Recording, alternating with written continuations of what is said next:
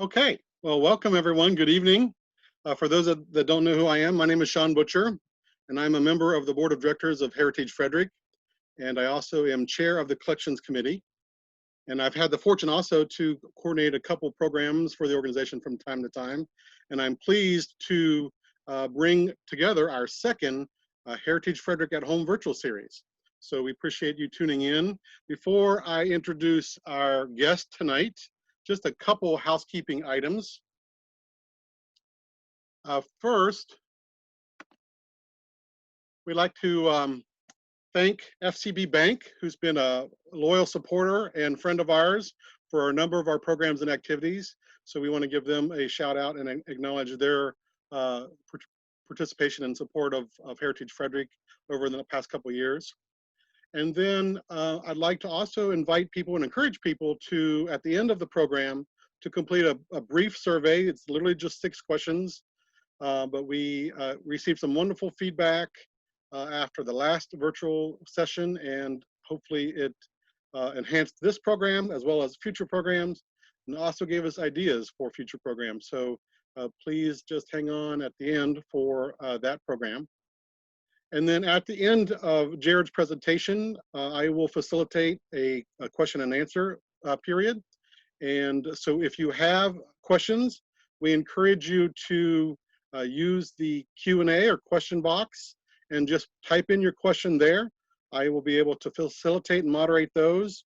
And please use that function throughout the program. And we can always circle back and get to questions for Jared afterwards. Also, at the end of the session, we will have a little teaser for our next virtual program.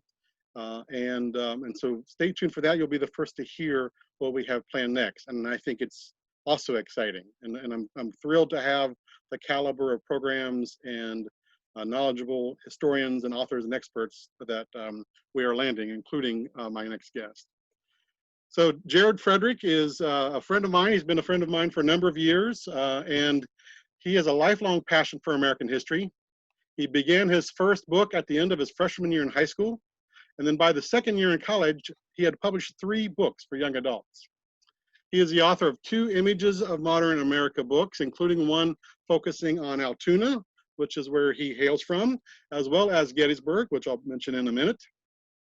Jared received his bachelor's degree from Penn State University and his master's degree from West Virginia University, go Mountaineers. And prior to taking on his job as a professor of history, he served as a seasonal ranger for the National Park Service, both at Harper's Ferry National Historic Park and Gettysburg Military Park. He's well knowledgeable about the subject that he's going to talk about. He's a World War II reenactor. He is a illustrator, which maybe we'll talk about at the end. And then one of the things that I think is really cool about Jared is he got to host a Turner Classic Movies program during the channel's 25th anniversary.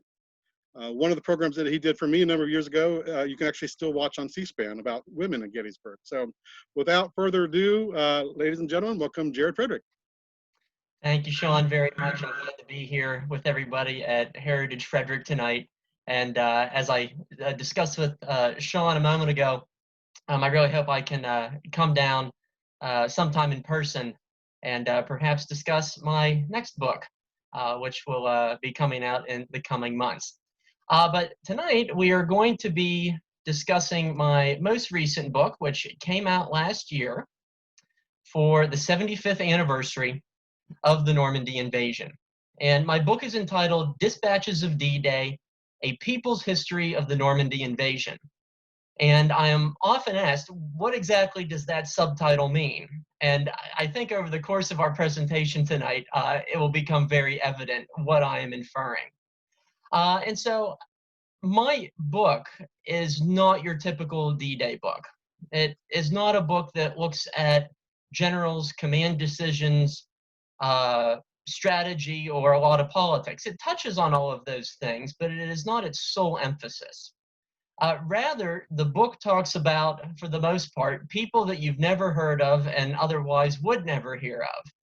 And 2 of the people that we'll be talking about this evening among them were actually from Frederick, Maryland, who are featured in my book. And so I'll be really happy to share their stories with you as we move along tonight. In an ironic sort of way, our story begins where for so many it ended. I visited Normandy for the first time in 2013. It was in March of 2013, and I was traveling with a number of college students. And I had the unfortunate distinction of visiting Normandy during the largest snowstorm in a century. It was, like an act of God, very unusual for that time of year. And it greatly deterred our trip itinerary. But nonetheless, the final day of our trip was spent in the Normandy American Cemetery. And by that point, as we can see from this background photo that I snapped, the snow had melted. It had been replaced by rain. It was dreary. As you can see from the photograph on the right, I am in a rather soaked state there overlooking Omaha Beach. And for as dreary as it was a rather soulful experience because, once again, as this photograph would indicate, there was nobody else in the cemetery. Many of the students had gone back to the visitor center to dry out, and it was just me and it was just them. I was alone in the cemetery. And what made this even more evocative was the fact that it was 20 years to the day that my grandfather, a D-Day veteran, had passed away. And I've always said that it's been one of the great regrets of my life that I never had the opportunity to come to know my grandfather better and to hear his stories firsthand. But as I was walking through the cemetery on the anniversary of his death, I realized how lucky I was because he lived 49 years longer than all of the men buried beneath these tombstones before me. And so this visit was one of the things that spurred my ambition to understand the stories of these forgotten individuals to a higher degree. And I found increasingly that American newspapers were the best way to find these stories. Over the last 15 years, tens of thousands of American periodicals have been digitized, making the past more accessible than ever. And had I wished to write this book 20 years ago, I don't think it would have been possible because I would have had to have gone to every historical society across the country and gone through miles of microfilm in the effort to find stories. And even then, it would have been a roll of the dice. And so my quest started out in an initial research phase with not wanting to write a book necessarily in mind, but I was hooked. And I ended up transcribing 300,000 words in firsthand accounts about the Normandy invasion. Those who witnessed it, those who experienced it, and those on the home front. And it was a very emotional and personal experience along the way. And it is these stories from these newspapers that comprise the text within my book. One of the most frequently examined newspapers that I look at in my research was Stars and Stripes, the military newspaper that is still in publication to this very day. And this quote from the spring of 1944, I think really gets to one of the core elements, one of the core meanings of my book. And this is what this newspaper had to say to these soldiers who were preparing for the Normandy invasion. And it said, "The quest to self-educate will in and of itself make you a better informed soldier, a better educated American. And in the days ahead, when it becomes your job to decide issues on which the future all depends, your knowledge of the big picture will make you a better citizen, and in a small way, that will help make this a better world."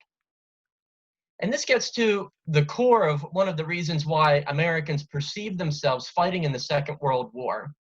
The freedom of the press, the access to information, and a celebration of literacy were hallmarks of the democratic belief, the very idea of representative government.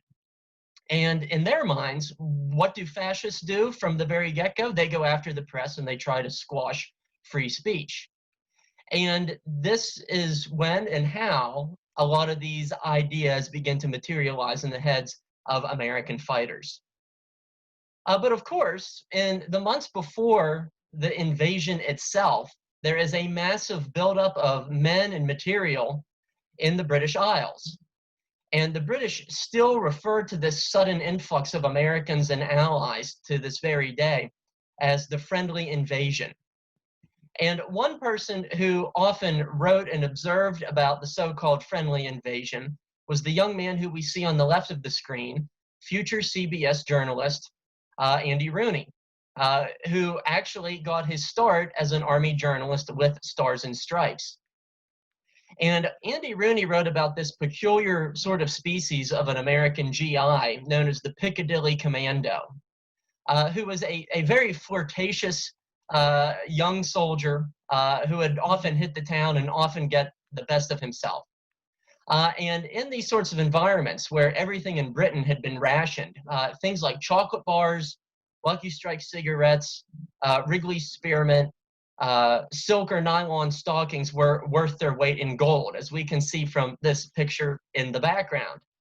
And sometimes the friendly invasion got a little bit too friendly, because in the months before, during, and after the Normandy invasion, there were about 20,000 Anglo-American babies born out of wedlock. And so this is not what they had in mind necessarily when they talked about, tying the bonds of the alliance between the two countries. But it was what it was. Young people lived in the moment, and these sorts of lifestyles and where they're exerting their energies, shall we say, are kind of indicative of that, of them living in the moment. And in a way, who can blame them? Despite this overwhelming sense of unity and togetherness and a sense of purpose, we would be remiss if we didn't acknowledge the fact that there are also American shortcomings here in 1944, particularly the fact that the U.S. military was still segregated, and it would remain so until the year 1948. In Great Britain, there was no Keller line, there was no segregation or Jim Crow, and many black troops came to the conclusion that they were treated better in a foreign country than what they were in their own country. And as one African-American sergeant later said, we black troops went overseas to fight the Germans, but we had to fight the Yanks first. But from this conflict, and from the 1 million plus African Americans who were serving in uniform, there was this devout conviction that their heroics and their gallantry in uniform would help pave the way for the civil rights that they should have been entitled to begin with. And one of the great champions of this idea was the Pittsburgh Courier, America's most widely read African American newspaper. And during the conflict, that periodical started what was known as the Double V campaign, victory overseas and victory at home. And it was exactly what it inferred, that by serving with gallantry overseas, that it would pave the way to a better America in which people would be entitled to a fuller sense of rights. And so we don't often think of D-Day in this way, but it serves as a brick in the foundation of the civil rights movement that would be coming. More on that to come. Now, when we talk about the invasion day, that was a point of big speculation in the spring of 1944. But if you were to ask a member of the Army Air Forces when the invasion was to begin, they would say it's already begun. Because since late 1942, the Army Air Forces had been bombing Nazi-occupied countries as well as Nazi Germany itself. And these airmen went through horrific conditions, flying in these uncompressed planes at 50,000 feet, wearing Arctic suits. And there were more Americans lost over the skies of Western Europe than what was lost by the U.S. Marine Corps in the entirety of the war in the Pacific against the Japanese. So this was a very, very brutal affair. But in the words of Henry Hap Arnold, who was the Air Force's chief at this time, he kind of alluded to this war of attrition that was ongoing, that America was going to win not just by its conviction, but by its overwhelming manpower, by its industrial line capacity. And as Hap Arnold told reporters that spring, he said, "We are invading, and not at some remote beachhead. We are hitting the enemy where he lives. He knows if he cannot stop us, he's licked. And so that really speaks to kind of the broader manner in which the Allies are fighting the war. One could say quantity over quality is how the Americans plan to defeat Nazi Germany. And this photograph is perhaps the best indicator of that sort of assembly line fashion of supplies that is unfolding both at home and overseas. Here we see a port in Devon, England, just a few days before the invasion takes place. In the background, we see these very versatile vessels that were known as LSTs, or landing ship tanks. And as we can see in this photograph, they had a hatch that would open at the bow where they could literally take supplies and vehicles from ship to shore. And one observer to this vast logistical process said that it was like a mechanical Niagara. And he encouraged visitors to picture Niagara Falls, but instead of water, they were to envision, just this overwhelming amount of supplies and crates and vehicles and tires and rations and weapons and everything imaginable. And it was just this unending flow of supplies that was intended to support the Normandy Invasion, which would be the biggest amphibious operation up until that point in world history. The man who is tasked with leading this great endeavor, believe it or not, is a man who had never been in combat. His name is Dwight D. Eisenhower, who lived just a mere 45 minutes up the road after World War II from Frederick in Gettysburg, Pennsylvania. And at face value, Eisenhower put on a very confident demeanor, especially to the press who reported him. And Ann O'Hare McCormick of the New York Times said of his predicament, "Never has the fate of so many depended on the judgment of so few." Another reporter said that it seemed like each one of the 4 stars on Eisenhower's shoulder, it seemed like each one of them weighed a ton. Such was the burden of command that had been placed upon him. Secretly, Eisenhower was a nervous wreck. He was smoking 4 or 5 packs of cigarettes a day, something that would later give him a heart attack later on in his presidency. And he is taking everything into account, including the possibility of failure. And the day before the invasion, he scribbles this note, which is to be released to the press in the case that Operation Overlord, the invasion, fails. And in that letter, he essentially puts forth an admission of guilt, saying that it was not the fault of the combatants, the responsibility rests with me alone. And that is a true sign of his leadership, that he was taking every possibility into account, including that of failure. He was taking full responsibility, and that is best indicated in this letter that he writes but is never released to the press. The most telling thing about it is how he dates it at the bottom. You may note that he signed it July 5th instead of June 5th. Dwight Eisenhower is such a nervous wreck on the eve of the invasion that he signs this note with the wrong month. It's a very telling small subtlety of this letter and of his state of mind. Luckily for all of us, though, this instead is the letter that is distributed to the troops, much like the ones that we see on these naval bunks here in the background. And this becomes known as Eisenhower's Order of the Day. And it starts off, "You are about to embark upon the great crusade toward which we have striven these many months. The eyes of the world are upon you. The hopes and prayers of liberty-loving people everywhere march with you."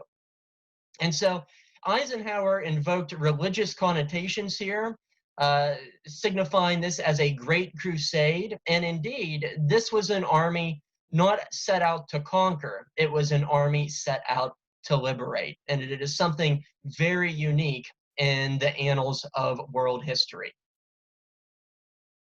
This is the only map that is in my book. It's one that I drew up myself. And, as I said, this is not a book about strategy or divisions moving from this beachhead to that river to that mountain. All that said, it's important to have a little bit of geographic context, to have some understanding where and how these armies and the characters within are moving. As many of you might be aware, there are 5 major beachheads, and going from west to east, there are Utah and Omaha, which are American sectors. And then there is Gold, and then on the far right, Sword, which are British beaches, and they bookend a Canadian sector that is codenamed Juno. It is about a 50-mile wide beachhead, and on June 6th, 1944, well over 150,000 combatants will be pouring ashore in these 5 sectors, squaring off with approximately 50,000 German defenders. One of the key targets in the broader Normandy campaign that will follow is to capture the port city of Cherbourg, located up at the end here of the peninsula. That is one of the few deep water ports in France that can accommodate the amount of ships necessary to sustain the flow of supplies for the Allied armies. And from this, we can see how the bigger picture of Normandy begins to unfold.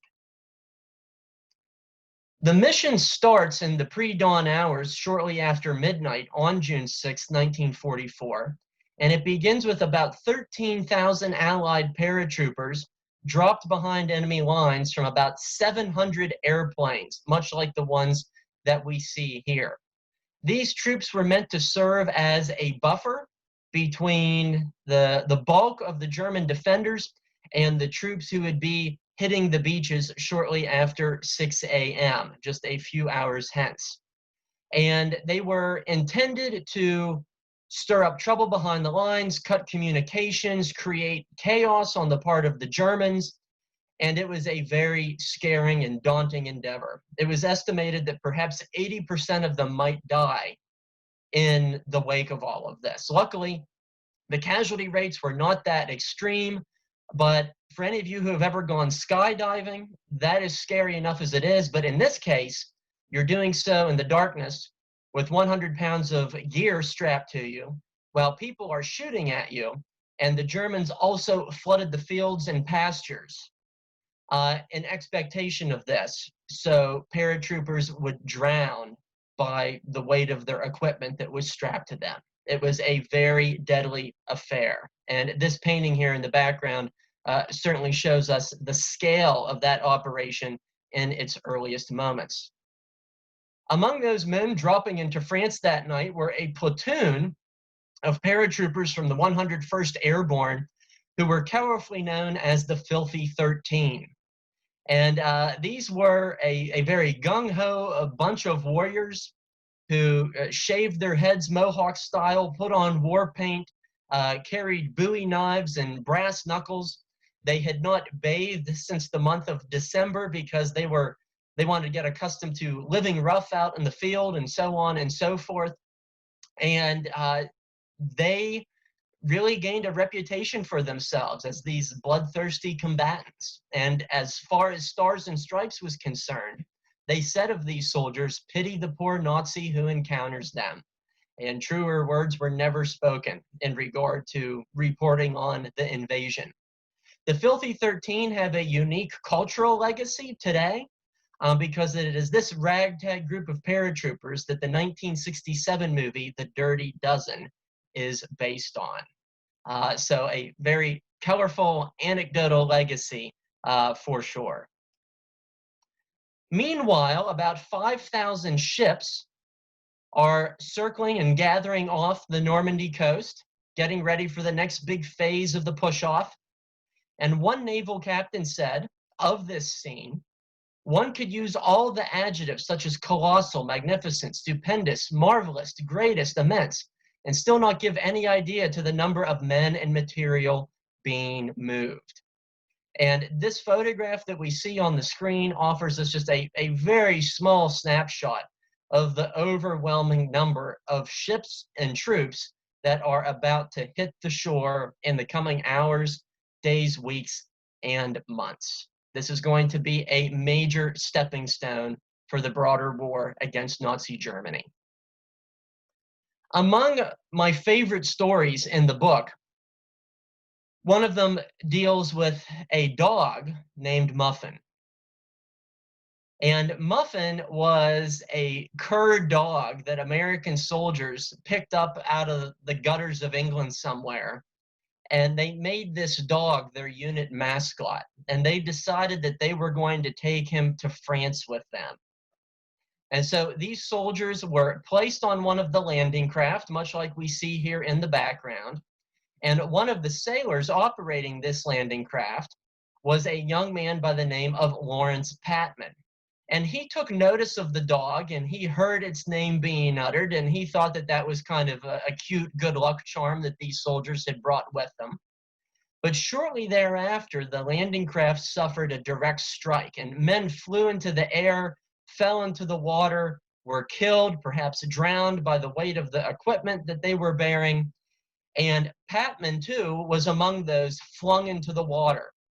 And when he finally came to, he tried to swim to some nearby debris, and he recognized that his hand had swollen to the size of a football. And he thought, this is it. I'm going to die here in the middle of the English Channel. My family's not going to know what happened to me. But ultimately, his salvation was announced with a dog's bark. Muffin the dog had survived the blast, was paddling around in the water, and Patman called out to the dog and said, "Here, Muffin, here, boy." And Patman later recounted to a reporter, he said, "I'll be damned if the dog didn't come over and start licking my face." And so with his good arm, Patman rested his limb over the dog, who served as an improvised flotation device. And within an hour or so, Patman and the dog were rescued by a British patrol boat. Patman had his arm amputated later that day. It was crushed beyond healing. But as he later attested, that dog saved his life. And so, as we can see from this tale, sometimes truth is stranger than fiction. You couldn't make up a story like this, but yet here it happened on June 6, 1944. Among the first American troops to hit the beach were the soldiers of the 4th Infantry Division. And this was my grandfather's division. And my grandfather was among these thousands of men to go ashore that morning. And they landed at Utah Beach, which was one of the lighter defended beaches. And as we can see from this photograph on the right, they are, inching their way up to the seawall and then quickly pushing inland, where they are going to meet fierce resistance beyond the beachhead. Despite this accomplishment and despite the success of this mission, the men of the famous 4th, so to speak, thought that they were overlooked in the press reports of the invasion. And as Stars and Stripes later attested, the boys of the Ivy Division heard that a lot of people were getting credit for the Allied advances in France. That is, almost everybody but the 4th. And this is revealing in so many ways, because it shows us that American soldiers felt that if they were succeeding and if they were fighting heroically, then they deserved to have that recognition in print, so other soldiers and those at home would know about it. And so there were many angry letters to the editor from the ranks of the 4th Infantry Division saying, "Hey, what about us?" And the newspaper quickly rectified that issue as a result. But another reason, perhaps, why Utah Beach and the fighting there is so often overlooked is because of the wholesale slaughter that was experienced on a beach just a few miles down the coast known as Omaha Beach. And among the men of the 29th Infantry Division who were going ashore that day was this man who we see on the right, both in young and old age. And his name was Harold Baumgarten. And he was a New York City Jew who was a very talented baseball player. And right before the invasion, he painted a Star of David on the back of his jacket so his Aryan enemies would know exactly who he was and that he intended to take the fight to them. But his combat life was very short-lived. As an article from the Nebraska State Journal later attested as to Baumgarten's experiences, shell fragments creased his skull, an S-mine shattered his knee, and machine gun bullets smashed the small bones of his right foot. A blast also exploded in front of him, ripping off the bottom part of his jaw, and as Baumgarten later said, the skin of his cheek was flapping up over his ear. And this young man was just a bloodied mess. And a lot of people thought that there was no way he was going to survive. But medics salvaged him from the chaos of the beachhead.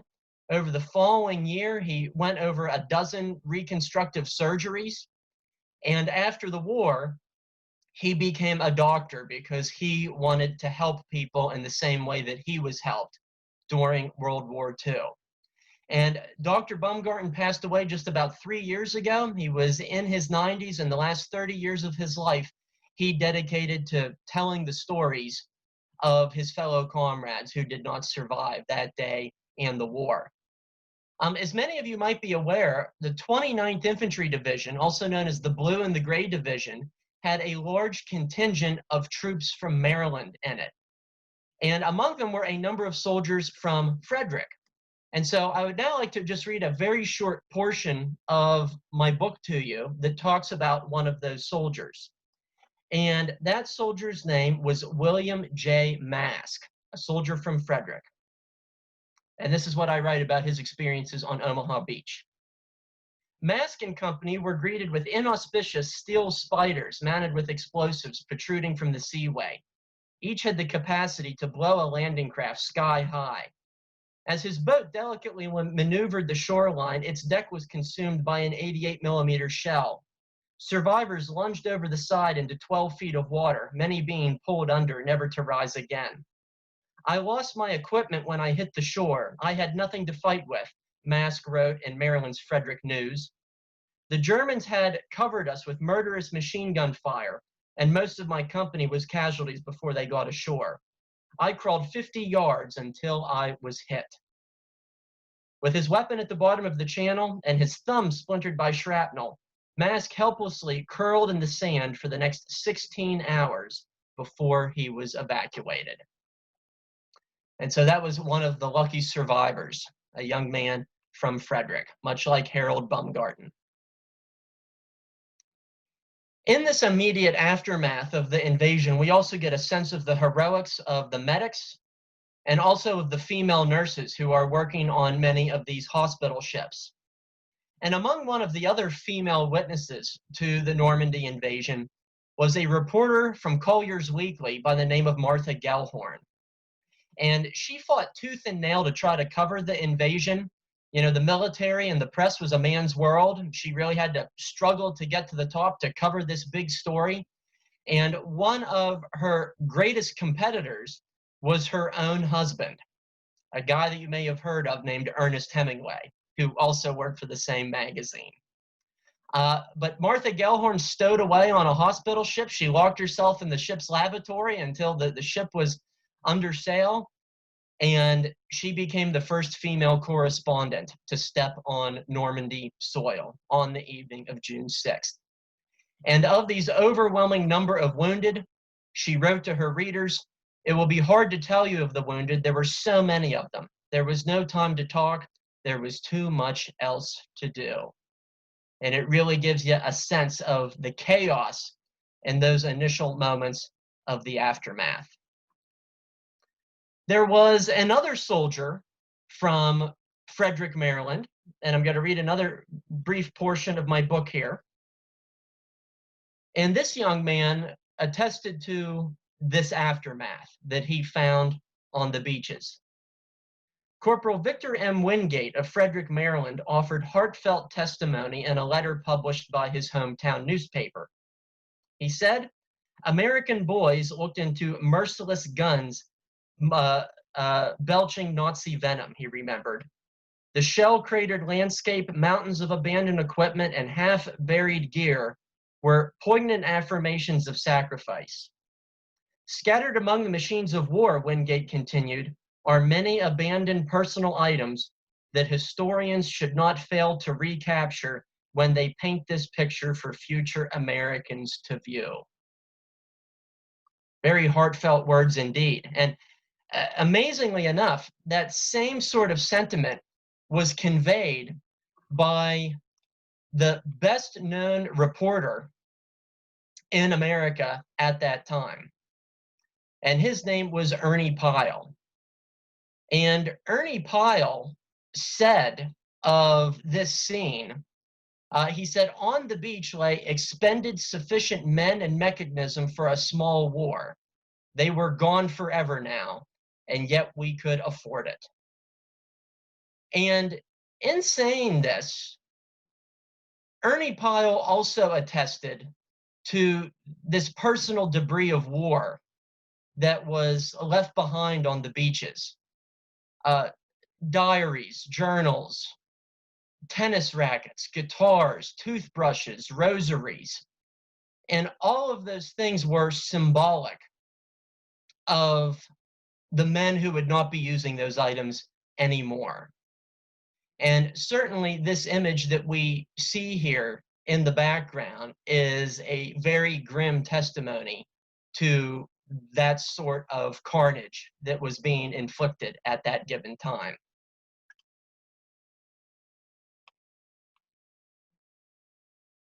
Pardon me. Another thing that my book discusses that is often overlooked is the story of the home front on D-Day. How were people reacting to news of the invasion?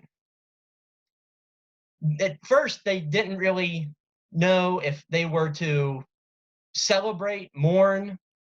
They weren't entirely sure. And I think this sign that was showing up on the front door of a synagogue in New York City that day is really a testament to the level of solidarity that Americans were feeling at that given moment. And it says, "This synagogue will be open for 24 hours for special services on D-Day. All are welcome." So once more, it speaks to that sense of unity. People were putting aside their differences, even if temporarily, in many cases. And photos like this, as well as ones like this from Times Square in New York City, are very poignant evidence of that. And people gathered here in New York City under the ticker board of Times Square with the news scrolling across it. And they just stood there for hours in this sort of daze, perhaps unsure or transfixed as to how to act. And these photographs were taken by a government worker who just wandered around New York City in order to capture the mood and the sentiment of the people on that day. Despite this sense of seeming solidarity, this was not the case everywhere. Because simultaneous with D-Day, there were also a number of strikes that were going on in various military and industrial plants at that given moment. And one of the most notable of these occurred in Cincinnati, where a Wright aeronautical plant shut down for several days as the invasion was ongoing. And the reason why the factory shut down is because the plant had just hired 6 African-American workers to work in the metal shop. And all of the white workers seemingly did not like this, and they went on strike as a result. And to its credit, the Cincinnati Post called out these workers and said, "You right workers, what will you say of the fathers and the mothers of those men who fall in France?" Something else very interesting that was happening in June of 1944 is that the Ku Klux Klan actually dissolved, although it promised to rematerialize once the war was over. And so, civil rights and this idea of D-Day being a new birth of freedom was something that was very much on the minds of many Americans, including those in the African American community. And there was one Michigan newspaper that said it best, when it said, Are white soldiers more afraid of black armed soldiers beside them, or are they more afraid of the German soldiers who are white like themselves? And it's hard to argue with a certain level of logic like that. These issues, though, were probably far from the minds of many soldiers on the front lines, including members of the 101st Airborne in Carentan, France. And exactly 2 weeks after D-Day, members of this division gathered in the town square of Carentan, which they had fought desperately for. And it was not necessarily the awards ceremony that interested me most, but rather what happened afterward. Because not too far away from this, after the ceremony, these troopers were taken into a nearby YMCA, shall we say, that was called Le Jean d'Arc. And they were shown the recently released Mickey Rooney comedy that was known as Andy Hardy's Blonde Trouble. And so, you know, all these young guys were in this theater, and they were smoking and slapping each other on the back and making cat calls about, you know, the women in the movie and so on and so forth. And I found this such a telling moment, because for those 90 minutes, those guys were kids again. And this theater, which had only shown German movies over the previous 4 years of occupation, the town had its theater back. And that was a very emotional, you know, act of liberation here. You know, it's very telling. And even more telling is that for many of the young men in that theater, it would be the last movie that they ever saw. So there are all sorts of, you know, human elements and human stories that we can find in this. And this is true even 75 plus years later. Henry and Louis Piper were two young sailors who were killed when their ship, LST-523, hit an underwater mine 2 weeks after D-Day.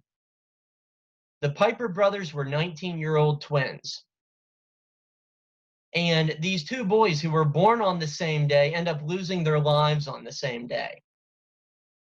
And I can only imagine what their parents went through, going through that sort of pain and misery.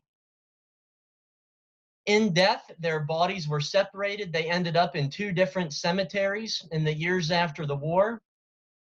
But thanks to a high schooler who was doing a History Day project, she found out where the other brother was buried. And just 2 years ago, the Piper twins were reunited in death at the Normandy American Cemetery. And their nieces and nephews, family members that they had never even met, helped see to this reunion.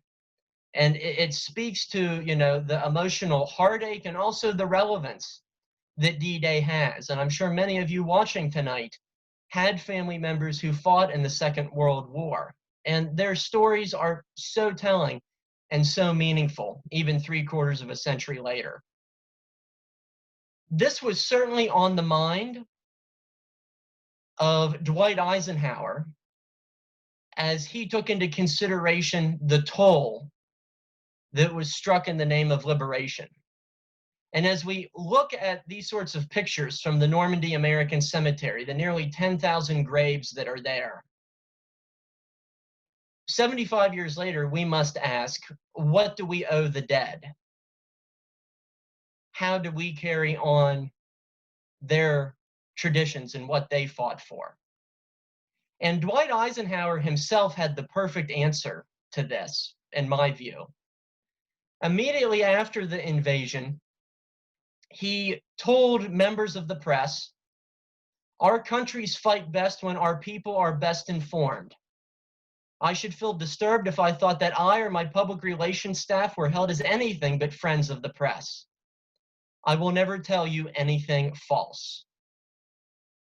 And so in Eisenhower's view, honesty and also that importance of that access to information and a celebration of literacy, being good and active and engaged and knowledgeable citizens, that was how we could best honor the dead. And these words remain highly relevant even today. And when Eisenhower revisited Normandy in 1964, now an old man trekking these old battlefields, he toured these battlegrounds as well as the American cemetery with CBS journalist Walter Cronkite. And as he looked out on the American cemetery, he said, "I devoutly hope that we will never again have to see such scenes as these. I think and hope and pray humanity will learn more than we had learned up to that time. But these people gave us a chance, and they bought time for us so that we can do better than we have before." And all of these years later, we must ask ourselves that very important question. What are we going to do with that chance that was presented to us on June 6th, 1944? Thank you for coming out to my presentation this evening and joining me from the comfort of your own home and our digital platform. So thank you for having me. Well, thank you, Jared, and that was a wonderful presentation. I know it could have lasted much longer. So thank you for not only infusing, humanity and people and history, but also geography, military, a little bit of military tactics and everything. So thank you. We have some questions, and if again, I want to encourage folks, if they have questions, to make sure that you go ahead and put it in the Q&A. But I'll kick things off a little bit, and I'll just throw you a softball question. Have you been back to Normandy since that inaugural and initial trip that you shared with us? Yes, in fact, and it looks like my video has disappeared, but I hope you can all still hear me all right. Yes, I did return to Normandy last summer, as a matter of fact, and I went over with a group of friends, and we spent about 8 or 9 days in France, and we really got the full perspective. We went a few weeks after the 75th anniversary because we knew how insane it would be with all the world leaders.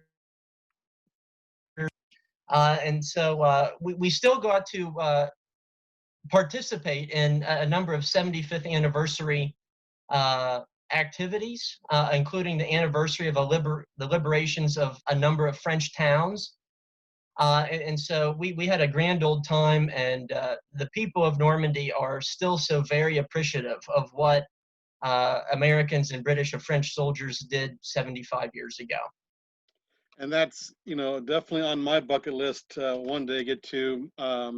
I had a grandfather that served in the Navy, not at D-Day. He was concentrated in the Pacific, but and like you alluded to, many of our many of our folks that are listening and others have relatives that served during that time period and in combat. Another question is, how does one set out on a research project like the one that you undertook in terms of particularly magazine or newspaper articles and the like?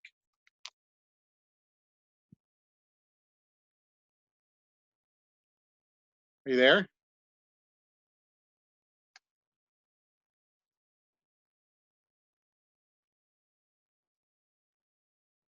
All right, so we may have lost Jared. Let's see if we can get him back. And I see that other questions have come in as well. So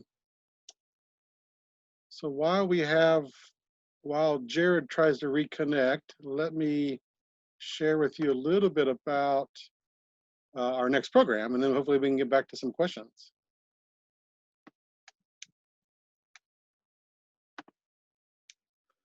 If you are interested in his book, I would encourage you to go to his website, historymatters.biz. You can order this book as well as any of the other books that he's talked about. And then I want to go ahead and tease while we have a moment. our next program, which, as many of you know, this year and actually just next week marks the 100th anniversary of the passage of the 19th Amendment. And also on August 26th, it happens to also be Women's Equality Day. And so we have a mother-daughter duo who has, as part of a living history program, undertaken Alice Paul. And so the daughter plays Alice Paul at an earlier age, and her mom actually undertakes Alice Paul in a much older age, and they do a fabulous presentation. One that actually was the Maryland Humanities Council just did a few weeks ago as part of their Chautauqua program, and then both of these two also will be doing this for the Alice Paul Institute in just a few short days as well. So we're really excited to announce that they will be participating in our next virtual program. You all are the first to hear it, and then you'll get more registration details and information in the coming days. So we're really excited about that. In fact, the mother, Liz Cannon, is actually a Frederick resident. So it's great to have wonderful experts like that in our community. And they'll be able to also talk about some of the work in terms of the suffrage movement that took place right here in Frederick and Frederick County as well. So since I don't have